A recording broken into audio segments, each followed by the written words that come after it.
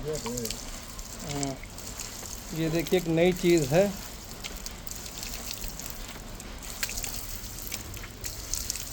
अगर किसी हाथे में सिर्फ सप्लाई का पाइप गुजरा हो तो उसमें सिर्फ इस मशीन को लगाया जा सकता है। ना मोटर की ज़रूरत, ना और किसी चीज़ की ज़रूरत।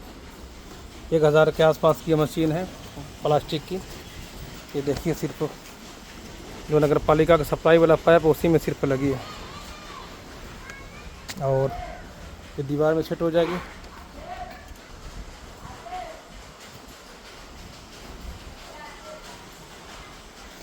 ये बहुत काम की चीज़ थी, इसलिए मैंने वीडियो बनाई ताकि बहुत सारे लोग इससे फ़ायदा उठा सकें।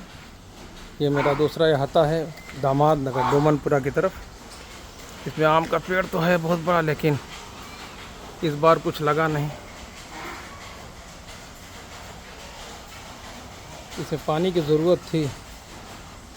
इसमें भी देखिए अमरूद है, एक अमरूद यहाँ पे है, एक यहाँ पे इंजीर है, एक अमरूद यहाँ पे है, 2 पपीता है। यहाँ पानी की ज़रूरत थी तो ये मेराज साहब हमारे पड़ोसी मिस्त्री बहुत माहिर। गज़ब पानी आ रहा है भाई, ये देखिए बगैर मोटर के। और सिर्फ इसमें